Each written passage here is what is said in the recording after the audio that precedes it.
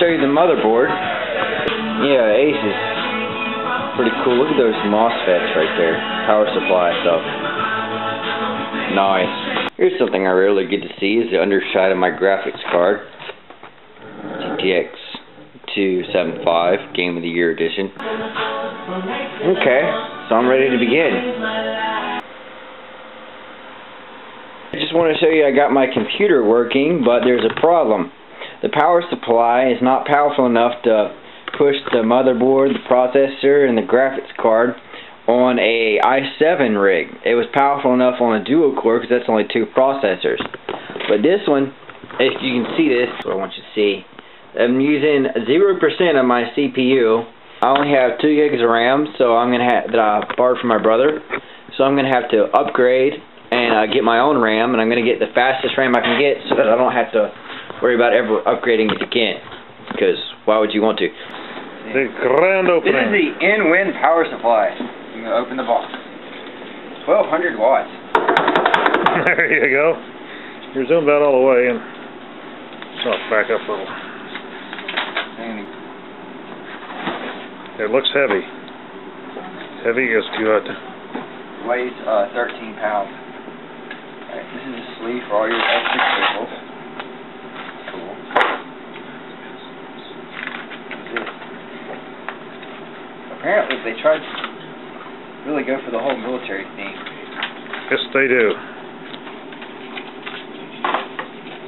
Okay, this is a little bag for all your extra cables. Power cord and screws.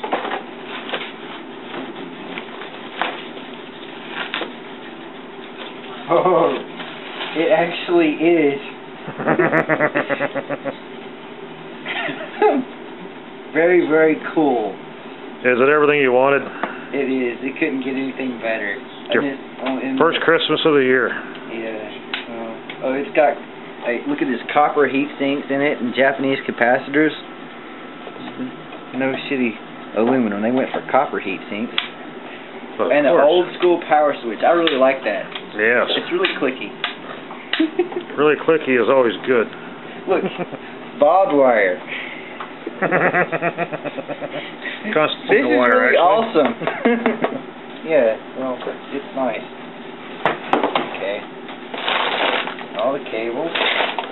Cables galore. Alright. Did it come with a paracord? No, I put that on here. Just in case you need it. Yeah.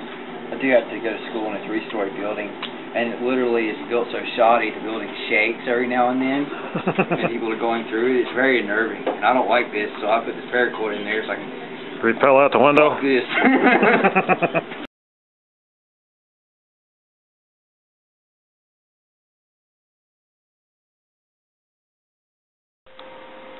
Hello and welcome to my presentation video for my hardware project. I'm just going to give you a tour of the computer. This is the BIOS. It's the nerve center for the computer, and you can actually go into here to select several different options. It's the EFI BIOS, which is the new BIOS. It's going to be replacing the old, outdated version. It's got drag and drop everything, very functional. You can even go to the advanced mode right here. This is how you would control the whole computer with the artificial intelligence. And it does all the options for you. No need to really mess with anything anymore. Just click a few buttons and it does what you want. Really easy. You can go inside the computer right here. This is the case. This is my hardware project, and I wanted to show you the inside of my computer, which is the guts of it and everything that makes it run. We have a half 932 case. This is a high airflow case. It has large fans. This is the intake fan, and this is the outtake fan and outtake fan. It has water cooling, which is really hard to do stuff. This is the radiator in the top of the case, which radiates the water and cools everything down. This is the reservoir, and this is the pump in the bottom of the case next to the power supply. And what happens is, this is the water block right here, which is over the central processing unit of the computer, And also we have a RAM cooler, which cools the RAM, and a graphics card. Now, just describing how the computer works briefly is when you turn it on, the BIOS chip, which is down here on this motherboard, actually initializes and turns everything on, and the information is sent to the CPU, and a command is sent to the optical drives in search of an operating system boot kernel. Once the boot kernel is found, the operating system will boot up, and the rest of your system will start to store information such as the RAM, and the graphics card drivers will be loaded, and it will come on, and it's all pretty basic from there. You've pretty much seen what happens. So I'll go over the hardware and what everything does. I'll start at the top. As I said earlier, these are the fans, and they help cool the system. This is the radiator. This is which allows the water to cool once it's gone through the water loop. And this right here is the motherboard. It's an Asus P67 Deluxe. It's the nicest motherboard you can get, short of a Maximus. And this right here on the motherboard is the phase control. It has a 10+1 phase control for the processor, right, which is under this water blocker right here. And then this has got the RAM right here, which is behind here, and it's DDR3 RAM, double data rate 3 RAM. We have our SATA connected CD-ROM DVD writer. It has right here in this corner, you can see it on the front, this SATA connected USB 3.0 6 gigabytes a second ports. And on the back it has several more. As far as the I/O connectivity goes, on the back, just your standard I/O. Everything is labeled. Oops. Right here. About the power supply, this is a 1200 watt in-wind power supply with support for fans, modulars. Modular is completely modularized.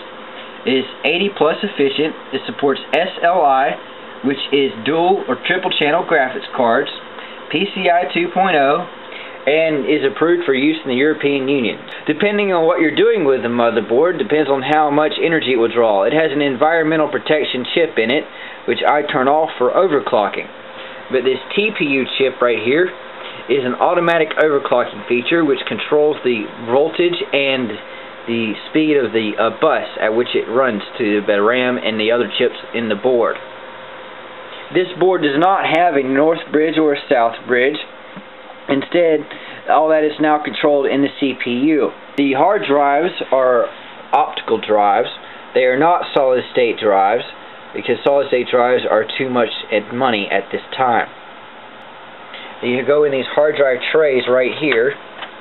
You can see this does not support hot swapping, which is the practice of changing your hard drives while the computer is powered up. Just want to show you overclocking the computer. This is how you do it. What you do is you run a stress test to all the cores, and this is a stress test called Prime 95. And when you do this, they say it uses all the cores, and pull this up right here. It is running at 4.1 gigahertz. In stock it's much less than that, and it's generating 51 degrees Celsius even with water cooling. So yeah, that clock's wrong. This one is from the motherboard. That one is correct.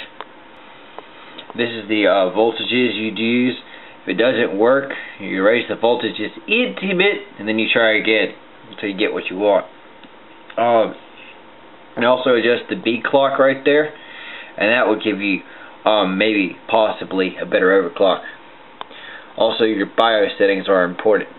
You can use full phase control and V-droop.